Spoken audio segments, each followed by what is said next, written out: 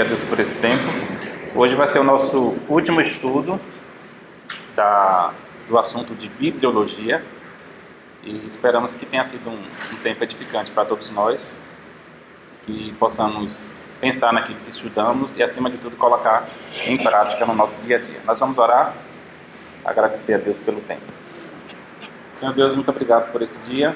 Obrigado pela oportunidade que temos de servir ao Senhor nesse dia, de estar em Tua casa para cultuar ao Senhor, que é digno de todo o nosso louvor e de toda a nossa honra. Queremos pedir que estejamos aqui com os nossos corações abertos, com as nossas mentes abertas para ouvir aquilo que o Senhor quer nos entregar nessa manhã como Tua palavra. Nos ajuda a estarmos sempre atentos e que possamos ter o desejo de colocar em prática no nosso dia a dia aquilo que temos aprendido do Senhor. Pedimos também pelos irmãos que não estão aqui, alguns que estão viajando, que o Senhor esteja protegendo-os, livrando-os do mal, outros que não estão bem de saúde, que o Senhor esteja também ajudando a eles e abençoando a vida deles nesse dia. Muito obrigado, Deus, por tudo, em nome de Jesus. Amém. Muito bem. Temos estudado o assunto de bibliologia e é sempre bom a gente perguntar qual é a importância de estudarmos esse assunto para o nosso viver diário e para a nossa vida cristã. E aí eu gostaria de que os irmãos respondessem mediante aquilo que já estudamos, tá bom? Então, nós já vimos que a palavra de Deus, ela é inspirada por Deus, foi o próprio Deus que inspirou, e dentro do assunto de inspiração, nós entendemos que a palavra de Deus, ela tem uma inspiração verbal. A própria palavra de Deus declara que ela é autoridade, que ela é palavra de Deus. Nós temos uma inspiração plena. A Bíblia diz que toda a Escritura é divinamente inspirada por Deus. Então, a própria palavra declara que não apenas uma parte, ou algumas palavras, ou alguns versículos, ou alguns textos, ou alguns livros, mas toda a palavra de Deus ela é inspirada por Deus. Nós sabemos também que dentro do assunto de inspiração, a palavra de Deus é aprovada pelo próprio Jesus, e ali a gente vê em várias passagens do Novo Testamento o próprio Jesus usando o Velho Testamento e declarando que aquelas palavras eram palavras do Senhor, que era a palavra de Deus. Nós sabemos também que a palavra de Deus ela tem uma natureza divina, ou seja, o próprio Deus está atuando diretamente na escrita da sua palavra. Deus é santo, então sua palavra também é santa. A palavra de Deus é infalível, ela não falha, ela é indestrutível, e nós já vimos que por muitas vezes tentou-se destruir a palavra de Deus, mas a palavra de Deus permanece para sempre. E também a palavra de Deus ela é inerrante, ou seja, ela não contém erros, porque o próprio Deus não tem erros. Então, se a gente fizer a ligação de que Deus é santo, a palavra de Deus é santa.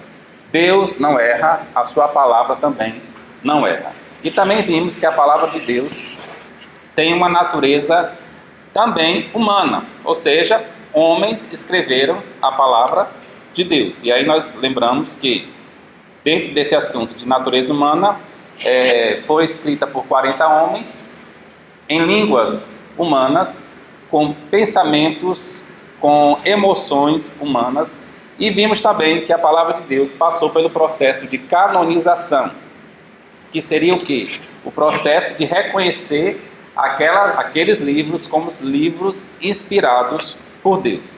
E nós vimos na aula passada essa frase: o cânon não foi formado por algum decreto, como alguns dizem, por um ato de seres humanos, mas pouco a pouco por Deus, o diretor da mente e dos tempos. Então a gente viu claramente na aula passada que o cânon bíblico ele foi algo sobrenatural, ou seja, algo do próprio Deus. Deus é que estabeleceu os livros que seriam considerados inspirados, e a igreja então apenas reconheceu esses livros. A igreja não determinou o cânon, a igreja reconheceu aqueles livros como canonizados, como inspirados por Deus, tá?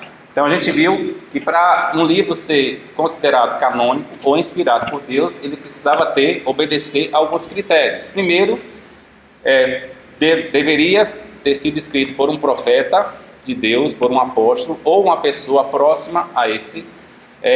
Também o autor ele precisava ser confirmado por Deus. Então, como profeta, nós vimos que a própria palavra de Deus declara que se a profecia não se cumpre daquele profeta, então aquele profeta não pode ser considerado de Deus. A mensagem falava a verdade, era uma pergunta que precisava ser respondida. É possível ver naquele livro, naqueles versos, o poder de Deus, o poder transformador que tem a palavra de Deus. Então todos esses critérios foram observados para que se reconhecesse aqueles livros como canonizados, como inspirados ou não.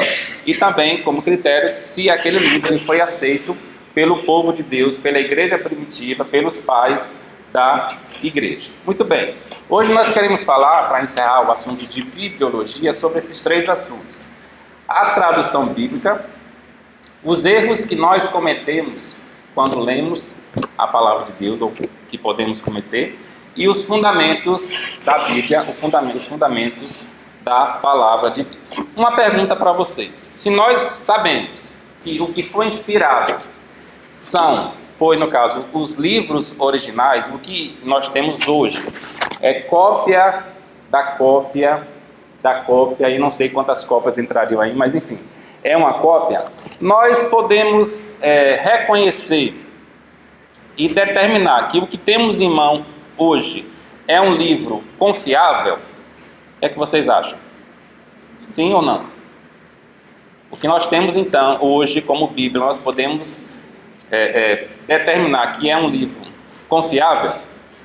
Por que seria confiável? Qual é a ideia que nós temos disso aí? Podem responder. Só porque eu acho que é confiável? Não. Por que eu acho que é confiável?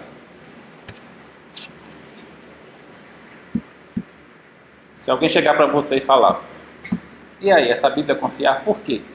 Inspirada por Deus. Inspirada por Deus, a gente sabe que ela é inspirada por Deus. Mais o que? Eu creio que até o fato de ter cópias é algo que contribui para a veracidade. Você tem uma cópia e eu tenho outra. Se a sua for diferente da minha, uma das duas está errada. Só que tem tantas cópias que são fiéis uma à outra, para confiar. Eu não sei se vocês já ouviram a história dos manuscritos do Mar Morto.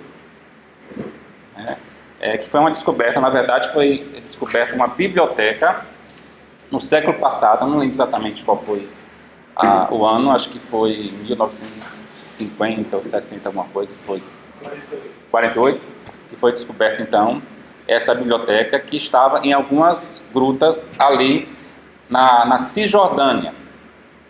E foi feita uma comparação, e essa biblioteca, aqueles livros, datavam de mais ou menos 2.000 anos, ou seja, eram cópias da Bíblia. E nós sabemos que quanto mais próximo dos originais, mais chance de ser compatível, né, de determinar que realmente aquilo ali é verdade.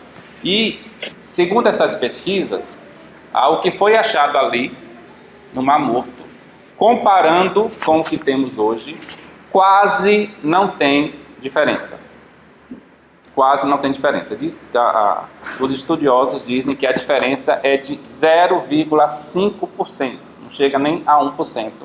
A diferença do que foi achado ali com o que nós temos hoje como Bíblia Sagrada, como Bíblia inspirada, como revelação de Deus para a igreja também nos dias de hoje.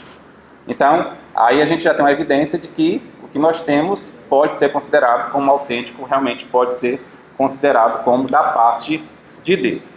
Um outro aspecto interessante é a questão dos copistas. No passado, a palavra de Deus ela era passada de uma geração para outra através dos copistas. E a gente sabe que, pela história, pelo estudo, que esses copistas eles eram muito minuciosos. E pouco tempo depois dos originais terem sido escritos, então passou-se a ter a necessidade de se fazerem cópias daquilo que era original. E a gente sabe também pela palavra de Deus que copista era uma profissão. A gente vai ver pelo menos 2 versos em Esdras e em Salmos, que fala que existia uma profissão de copistas, ou seja, pessoas que copiavam as escrituras, que copiavam a palavra de Deus. E eles tinham cuidado de copiar exatamente como era nos originais, certo? Existiam alguns critérios para que esse copista fizesse uma cópia que seria ou não considerada uma cópia fiel. Vou passar para vocês apenas alguns desses critérios. Primeiro, deveria ser escrita em peles de animais puros. Então não poderia ser qualquer animal, mas tinha que ser um animal puro. Essa pele tinha que ser preparada por um judeu.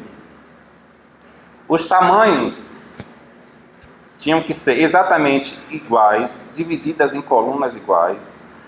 Cada consoante tinha que ter um espaço exato entre uma e outra. A tinta, ela tinha que ser preta. Não poderia ser copiado nada de memória. Ele tinha que conferir letra por letra. Então, vamos supor que você sabe o Salmo 23, então eu vou lá, já sei, vou copiar aqui não. Mas ele tinha que conferir letra por letra e obedecer todos os padrões estabelecidos na questão do espaçamento das consoantes. O copista, antes de iniciar a cópia, ele tinha que se purificar, ele tinha que se lavar todo. A gente sabe a questão da tradição judaica quanto à questão da purificação. E tinha também que estar vestidos a rigor, tá? Aqueles trajes judaicos. Interessante que eles tinham um respeito muito grande pela questão da tradução, mas principalmente pela questão do nome de Deus. Se ele começasse a escrever o nome de Deus, tinha que ser de uma só vez. Então ele passava a peninha, não sei se seria uma pena, na tinta e teria que escrever o nome de Deus. A gente sabe que o nome de Deus era composto de 4 consoantes. Então tinha que escrever e não poderia voltar na tinta. Então tinha que escrever o nome de Deus de uma só vez. E para escrever o nome de Deus, os estudiosos dizem que eles tinham que se purificar novamente. Então, quando chegava o nome de Deus, eles saíam, se purificavam, voltava só para escrever o nome de Deus. Essa questão dos copistas e essas regras que eles passavam, diz respeito mais à cópia, né, que estava escrita ali do Antigo Testamento, ou isso também se aplicava ao Novo Testamento? Então, mais ao Antigo Testamento. Por quê? Logo depois, na criação do cânon do Novo Testamento, existiam certos rigores, mas não era nessa questão, já não se observava, até essa questão do nome de Deus já não tinha tanta observância, e logo depois teve a questão da gráfica, né? Então não teve tanta observância não, tá? E algo interessante, se enquanto ele estivesse escrevendo o nome de Deus, se qualquer pessoa falasse alguma coisa para ele, ele não poderia responder a pessoa. Poderia até ser o rei, mas ele não deveria atender ao rei, ele deveria continuar escrevendo o nome de Deus. Então, esses eram os princípios que deveriam ser observados, e se as cópias não obedecessem a qualquer um desses critérios, ela deveria ser descartada. Tá? Deveria ser descartada. Então, a gente vê que existia um rigor, existiam critérios e precisavam ser cumpridas à risca. Essas cópias descartadas eram como aquelas cópias que a gente dá para os nossos filhos. Não, isso aqui não serve para nada não. Você pode desenhar aí, escrever em cima. Então era mais ou menos essa a ideia. Então a gente vê que a questão de se copiar a palavra de Deus era algo muito sério para o povo judeu. Então nós podemos também, pensando nisso, identificar que o que nós temos realmente é a palavra de Deus. Vamos pensar um pouco sobre a questão da tradução bíblica, tá? A tradução é um processo de decodificação de uma mensagem de uma língua para outra. Não necessariamente uma língua de origem, mas de uma língua para outra. A gente vai ver que na questão da tradução bíblica, existem traduções feitas do inglês para português, mas existem traduções feitas das línguas originais para o português, tá? É interessante que a questão da tradução parece ser uma coisa bastante simples, mas quem já trabalhou com a tradução vai observar que existem questões muito complexas e que não são tão fáceis de se observar. Questão cultural, questão de uma palavra que não existe naquela língua, como é que eu vou encaixar aquela palavra? Questão de termos espirituais, como eu vou encaixar naquela língua termos espirituais se aquela língua não tem esses termos espirituais, questões como redenção, como a própria salvação, propiciação. Então, como serão encaixados esses termos se naquela língua não tem nada parecido? Então, é um estudo exaustivo, não só da língua, mas também da cultura. Tá? Claro que nós sabemos que a palavra de Deus não pode ser alterada, mas nós entendemos que o que nós queremos como tradução é o sentido que ela quer transmitir. Nós já falamos aqui para vocês da questão do povo Yanomami, que foi traduzida para Jesus é a banana da vida. Por que banana da vida? Porque banana para eles é o principal alimento, e aquele alimento que não pode faltar no seu dia a dia. Tem que ter banana todos os dias, ou seja, tem que ter Jesus todos os dias. Em outra cultura aqui do Brasil, quando foi traduzido aquele versículo, eis que estou à porta e bato, não tem um versículo? Naquela cultura, quem bate na porta é um ladrão. Então eles não conseguiram reconhecer ali Jesus como algo bom, porque se Jesus está batendo na porta, Jesus está querendo roubar alguma coisa. Então foi preciso um estudo da cultura para identificar qual seria a melhor palavra para traduzir para, no caso, bater. E se eu não me engano é Jesus, eis que estou à porta e chamo. Então chamo aquela pessoa, então Jesus chama, então para eles foi uma tradução melhor, tá? Então não é algo tão simples, algo que exige muitos anos de estudo e de dedicação, tá? Por que a tradução é importante para a igreja? Uma tradução clara, fiel e natural das Escrituras nas mãos das pessoas é essencial para o crescimento de uma igreja saudável em todo o país e canto do mundo. Então, uma tradução bem feita, uma tradução que realmente comunica a palavra de Deus é essencial para o crescimento da igreja. A igreja só cresce se ela tem a palavra de Deus. E quando a gente pensa em questão de Brasil, do nosso Brasil, a gente pode levantar as mãos para o céu e agradecer a Deus, porque nós temos muitas e muitas traduções bíblicas. Tradução para todo gosto. Para todo gosto. Então, realmente devemos louvar a Deus. Muito bem. Qual foi, então, a primeira tradução bíblica que vocês têm ideia? Alguém tem uma sugestão de qual teria sido a primeira tradução da palavra de Deus? Tá? Não, tradução geral. Septuaginta também não. Vamos lá, abram a Bíblia de vocês no livro de Neemias, capítulo 8.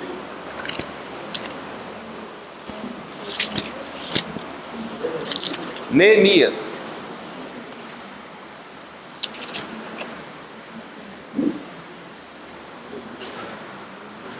Neemias 8. Qual é o contexto aqui? Aqui a gente está no contexto da restauração dos muros, da restauração do templo, tá?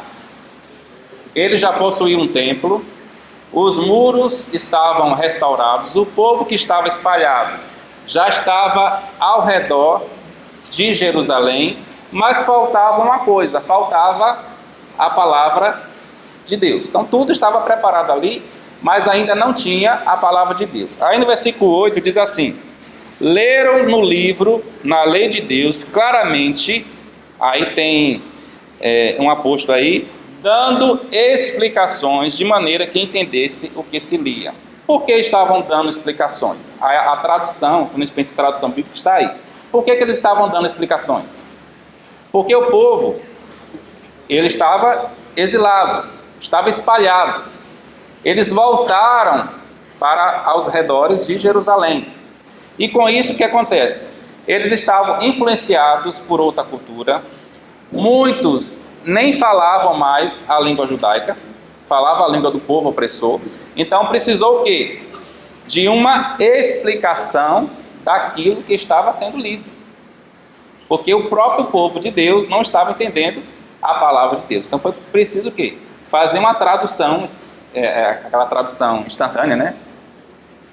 Simultânea, para que eles entendessem aquilo que estavam sendo lido. Então a gente pode determinar que a primeira tradução bíblica que existiu em todo mundo, em todas as épocas, foi essa tradução aqui de Neemias, traduzindo a palavra de Deus para o próprio povo de Deus, que já não se reconhecia enquanto língua e enquanto cultura. Então eles precisavam entender a palavra de Deus, certo? Vamos pensar um pouco. Existem algumas traduções, alguém falou da Septuaginta.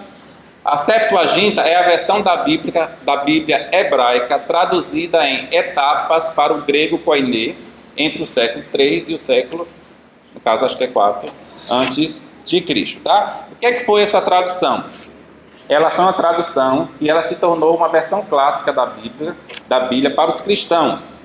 Por que ela ficou conhecida por Septuaginta? Porque ela foi traduzida por 72 tradutores, certo? E dizem a história em 72 dias. Então foi feita de uma maneira muito rápida. Então foi traduzida para o grego koiné, certo? Então a Septuaginta. Vamos pensar mais para frente. A história da tradução da Bíblia mudou após a invenção da imprensa em 1455. Então, com a questão da imprensa, é de se imprimir papéis de uma maneira mais rápida e mais eficiente. Então, a história da tradução mudou completamente.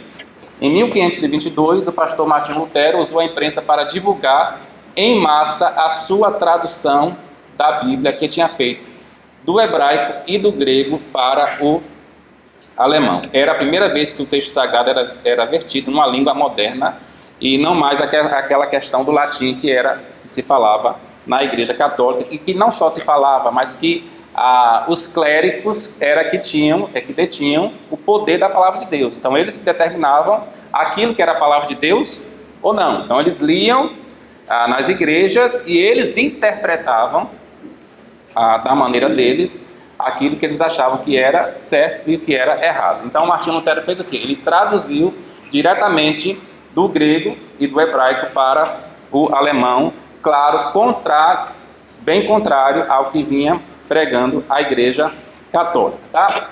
A primeira tradução para o inglês foi feita por um monge e a primeira Bíblia inglesa foi traduzida em 1384 por John Wycliffe, certo? Esse homem aqui chamado William Tyndale, eu acho que é alguma coisa assim, né? Fez a primeira tradução diretamente das línguas originais em 1525.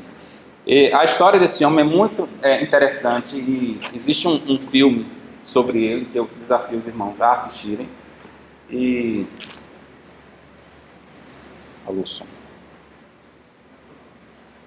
Então existe um livro, um filme que é muito bom. E qual era a ideia desse homem, né, de William Tyndale? Ele queria traduzir a palavra de Deus para que qualquer pessoa, desde a pessoa mais simples de conhecimento até aquele mais poderoso que tinha estudado bastante, que eles pudessem entender a palavra de Deus. Então ele queria que a palavra de Deus chegasse para qualquer pessoa. E ele faz esse desafio para a igreja. Eu desafio o Papa e todas as suas leis. Se Deus poupar a minha vida, antes de se passar muitos anos, farei que um rapaz que guia o arado, ou seja, uma pessoa simples, pobre, saiba mais das Escrituras do que a vossa senhoria. Então ele colocou isso como algo que definiria, na verdade, a sua vida, e ele realmente fez. Ele traduziu a palavra de Deus, mas como consequência disso, o que aconteceu com ele? Foi morto pela Igreja Católica, pela Inquisição.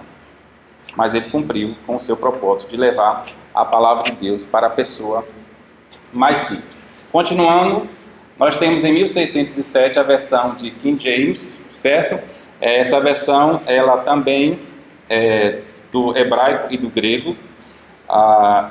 O Novo Testamento, a NVI, teve a sua primeira versão em 1973 e depois a NVI completa em 1978, tá? Pensando na questão da língua portuguesa, nós temos o primeiro texto que foi produzido por Dom Diniz, que foi o rei de Portugal. Em 1676, João Ferreira de Almeida, ele concluiu a tradução do Novo Testamento em português, e a primeira edição completa da Bíblia Almeida foi concluída, na verdade surgiu em 1819, mas ela não foi concluída por João Ferreira de Almeida, mas foi por uma outra pessoa, porque ele morreu antes de concluir a tradução completa da Bíblia completa, certo? No Brasil, em 1847, foi publicado em São Luís do Maranhão o Novo Testamento, que foi pelo Frei Joaquim, e seria o primeiro texto em português das Escrituras. E interessante que nessa Bíblia, no prefácio dela, tinha várias acusações contra os protestantes. Então ele não só se preocupou em traduzir para o português do Brasil, mas também se preocupou em atacar a igreja evangélica, a igreja protestante. E aí continua a história. Em 67, a primeira versão revisada. A linguagem de hoje foi lançada em 1988 e a NVI em português foi lançada em 1993.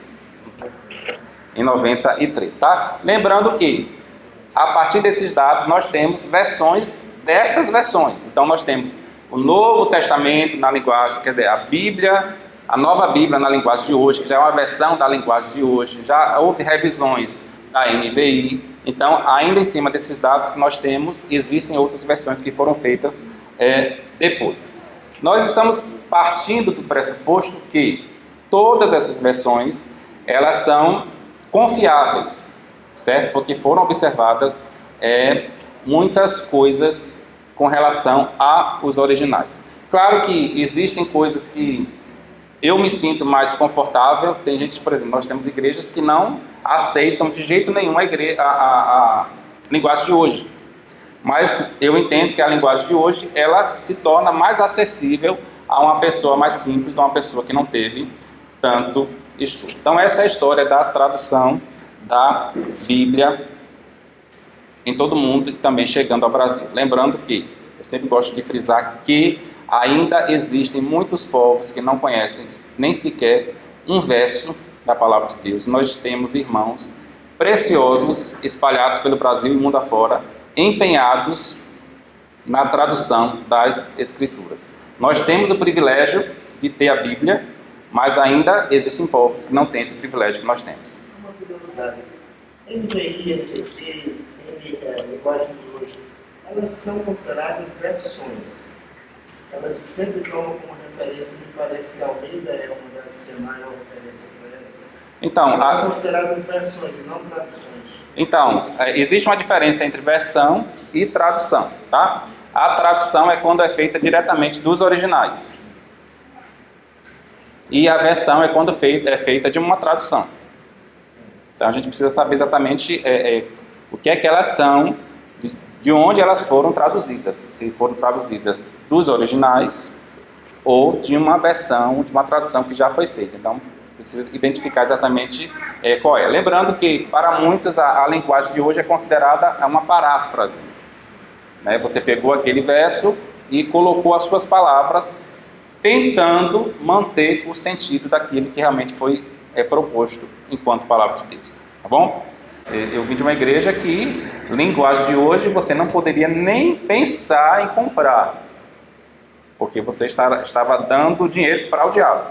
Era exatamente assim que foi vendido esse peixe. Eu estava dando dinheiro para o diabo, então não poderia ter a linguagem de hoje, e realmente eu não tinha.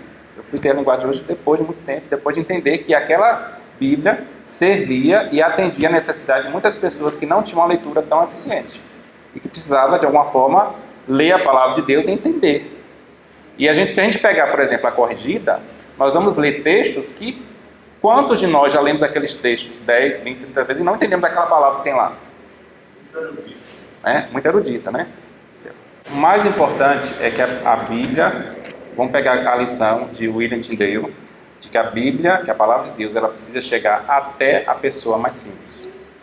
Então, se for preciso a gente mudar a ordem de palavras, se for preciso mudar contextos ali, inverter, para que se tenha sentido, não mudando na mensagem, então a gente precisa fazer isso. A palavra de Deus, ela precisa chegar a qualquer pessoa. Então, por exemplo, no português nós temos uma ordem, né? SVO, sujeito, verbo, objeto. É a ordem do português. Às vezes a gente inverte, mas não é a ordem natural. A gente bota o objeto antes, bota o sujeito depois, enfim. A ordem natural é sujeito, verbo, objeto. Então, eu preciso, se fica mais fácil, para que se entenda dessa forma, sujeito, verbo, objeto, então vamos manter o sujeito, verbo, objeto. Então, mais importante que isso é que a palavra de Deus, ela chegue a qualquer pessoa.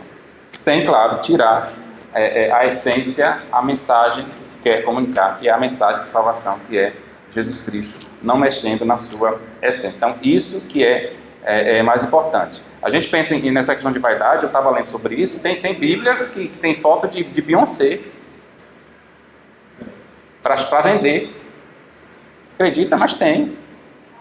Então, coisas absurdas. A Bíblia da mulher, a Bíblia do homem, a Bíblia do adolescente. Em relação ao português, a gente tem que lembrar um detalhe, que a língua portuguesa, a nossa, a brasileira, ela passou por uma série de reformas de linguagem. Sim, ortográfica. E aí tem que se adaptar. Exatamente. A escrita tem que se adaptar a isso até continuar seguindo a norma culta. Exatamente. Muito bem. Então vamos adotar as versões atuais que querem que se adotem, mas a língua culta eu acho que deve ser seguida. Com certeza. Então vamos passar para frente, só deixando o desafio para os irmãos que continuem orando, ou pelo menos aqueles que não oraram, mas orem pelas pessoas que têm investido tempo na questão da tradução, porque não é um trabalho fácil, mas que carece das nossas orações. Muito bem. Erros que nós cometemos ao ler a palavra de Deus, tá? Então eu elenquei aqui alguns para os irmãos. Primeiro, presumir que coisas não explicadas são inexplicáveis. Presumir que coisas não explicadas são inexplicáveis. Segundo, confundir as nossas interpretações falíveis com a revelação infalível de Deus. Terceiro, falhar na compreensão no contexto da mensagem.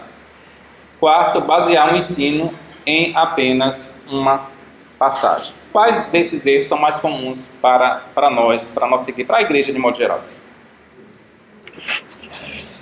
Acho que esses dois, na verdade, né? Basear o ensino em apenas uma passagem é muito comum e a gente vê várias pregações que são determinadas como doutrinas por apenas um versículo ou um texto. É o texto fora de contexto que está muito ligado ao outro, né? A gente vê lá, pega alguns irmãos, vão lá, pega Filipenses 4,13 e diz: posso todas as coisas naquele que me fortalece. Então o crente pode tudo, né? Eu sou poderoso, porque eu sou crente, porque eu sou filho de Deus, eu sou filho do Altíssimo, eu sou filho do Rei. Então eu posso todas as coisas. Lembrando que se a gente for ler o contexto, ali o que é que vai ter? Qual é o contexto ali de Filipenses capítulo 4? De sofrimento, de passar necessidade, de passar privações, de passar provações. E aí Paulo fala assim: posso todas as coisas naquele que me fortalece. Posso até passar provações, a ideia é essa. Posso até passar privações. Posso até passar sufoco naquele que me fortalece. Então, existe um contexto que precisa ser observado, que precisa ser estudado, para que então eu entenda como doutrina. E esse contexto ainda, ele precisa estar de acordo com o contexto do livro, que precisa estar de acordo com o contexto de toda a Bíblia. Então, existe um contexto, não só o contexto próximo ali, mas existe um contexto linguístico, existe um contexto histórico e existe um contexto de toda a Bíblia que precisa estar ligado a ele. Porque se um contexto diz uma coisa, você entende de uma forma, e o contexto bíblico é de outra forma, então tem alguma coisa errada. Tem um salmo que fala assim, acho que é Salmo 14, que fala assim, não há Deus. Não há Deus. Aí você pega o versículo isolado, não há Deus, tá? Então não existe Deus. Então, os contextos, eles precisam ser observados. Confundir as nossas interpretações falíveis com a revelação infalível de Deus. Muito comum também, porque nós interpretamos e nós achamos que vai ser daquele jeito, só que as nossas interpretações, elas falham. E aí a gente, tem uma coisa errada, Deus errou, ou a palavra de Deus está errada, mas o que aconteceu foi que a minha interpretação, ela é falível, mas Deus, ele é infalível. E a gente precisa realmente entender aquela passagem. Presumir que coisas não explicadas são inexplicáveis. Tudo na Bíblia, ela tem uma explicação. Nem tudo foi revelado, é verdade. Nem tudo foi revelado, mas tudo tem uma explicação. Quando você pensa num cientista, o cientista, ele vai cutucando até, ou pelo menos até ele achar que vai encontrar a explicação. Para ele não tem nada inexplicável, tudo tem uma explicação. Então, biblicamente também, tudo tem uma explicação, mas nem tudo foi revelado para nós. Talvez essas revelações serão feitas, não sei. A minha Bíblia não fala isso, mas tudo tem uma explicação. Então, a gente não precisa pensar que algo que não foi explicado é inexplicável, mas realmente a palavra de Deus preservou. Tem coisas que Deus preservou para que nós não saibamos, e Ele sabe, claro, o porquê. E por último, vamos pensar um pouco sobre os fundamentos da Bíblia. Tá? Os fundamentos da Bíblia é aquilo que nós precisamos fechar esse assunto e não ficar apenas na questão teórica, mas também partir um pouco para a prática na nossa vida, no nosso dia a dia. Primeiro fundamento, a Bíblia é uma só. A Bíblia é uma só. Então, uma história só, ela perpassa toda a Bíblia.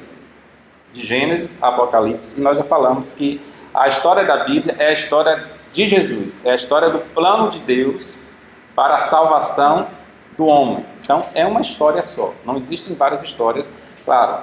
Estamos pensando na história principal da palavra de Deus. E é interessante que se a gente for lá no livro de Apocalipse, nos últimos versos fala sobre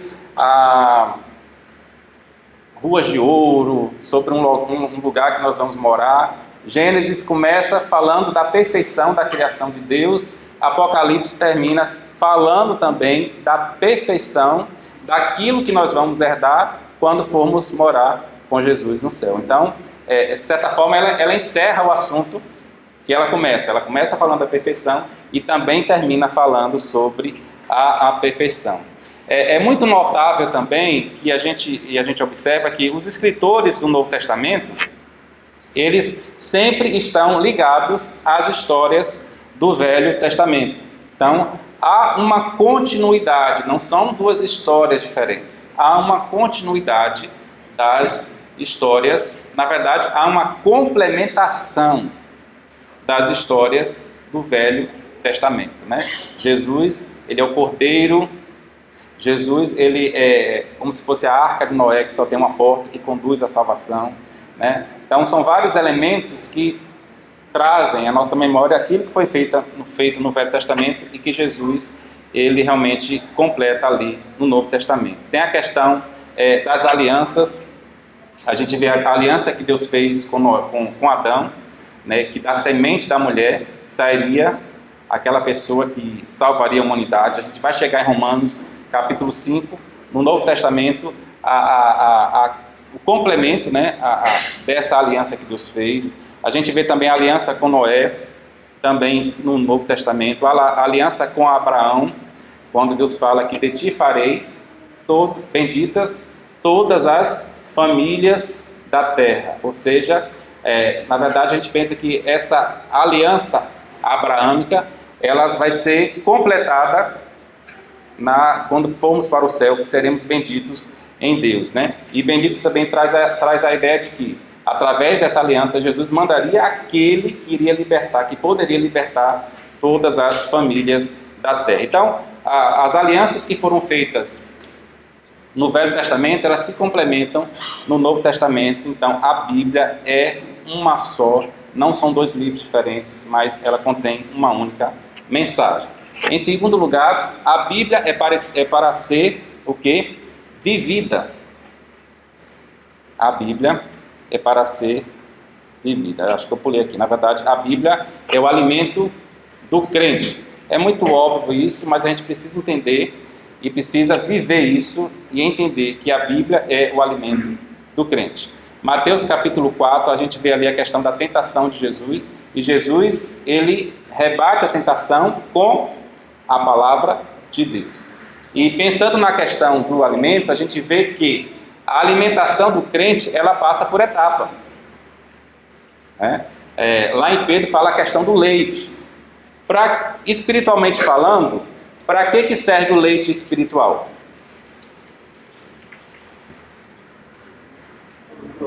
Para os novos, para aqueles que ainda estão caminhando. Aí lá em Hebreus já fala de um alimento mais sólido. Para quem é? Quem é esse público do alimento mais sólido? É aqueles crentes mais maduros.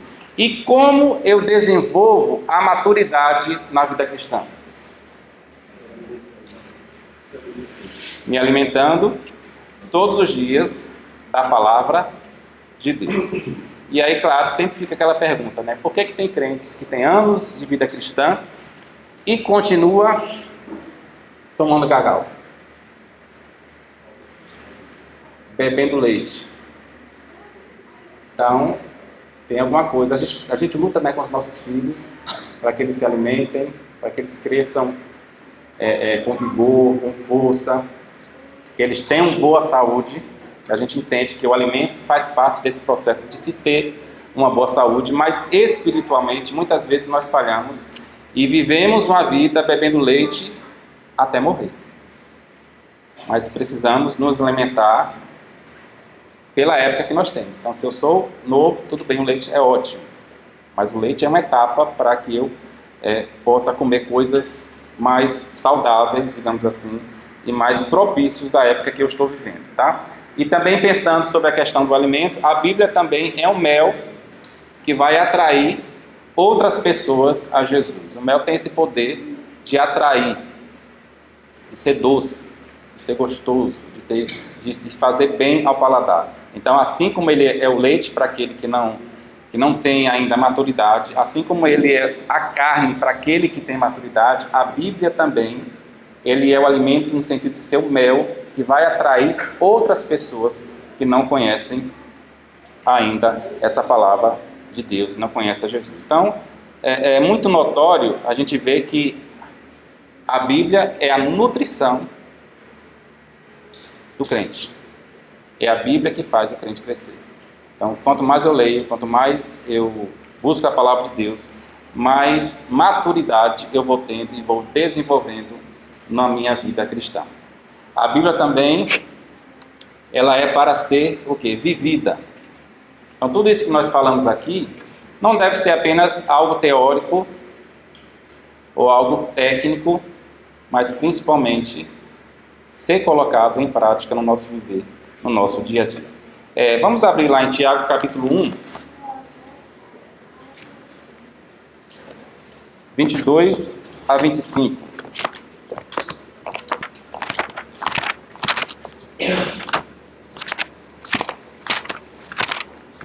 Quem achar pode ler esses versos, Tiago capítulo 1, de 22 a 25.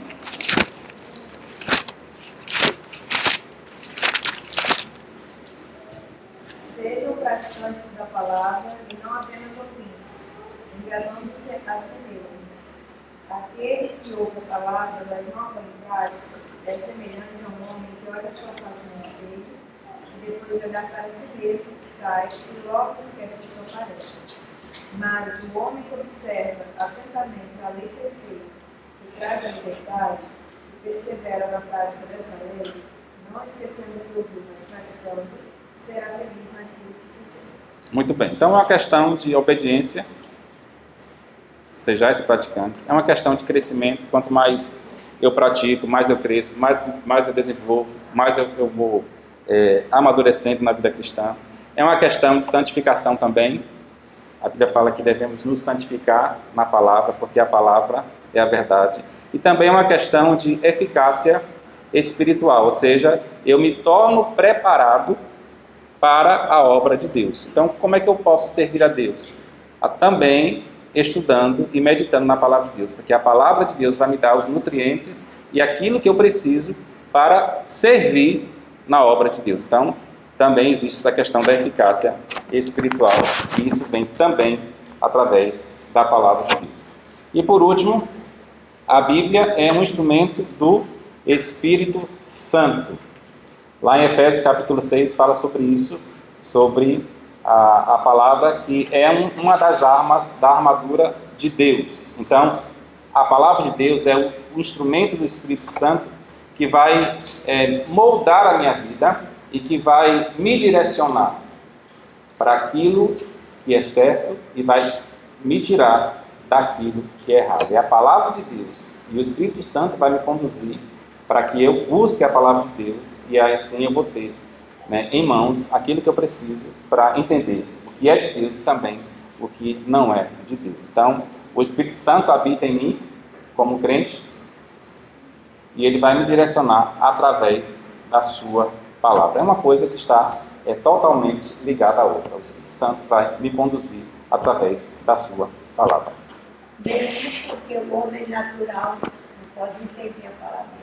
Exatamente. Ela é lida como homem natural. Exatamente. Precisa ser cheio do Espírito Santo para entender. Para entender. Ele que vai iluminar e vai mostrar para mim o caminho. Aquela coisa, lâmpada para os meus pés. Como é que eu vou saber que aquele é o caminho? Através da palavra de Deus. Ela que vai me identificar. Esse é o caminho certo que você deve seguir.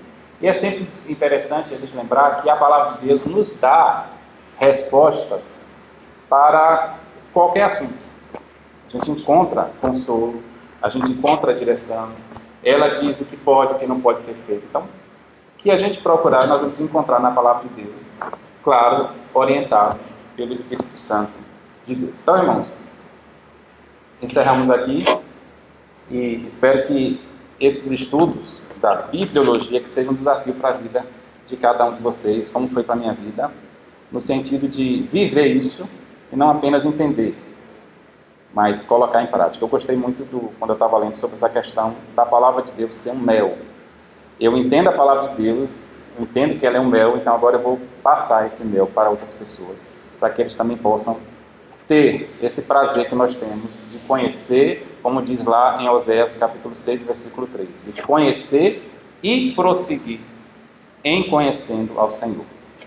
Conheçamos e prossigamos em conhecer ao Senhor.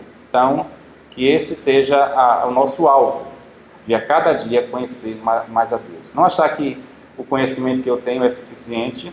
Se é um conhecimento que eu tenho que buscar todos os dias, é o conhecimento da palavra de Deus. Então, que Deus nos abençoe. Amém?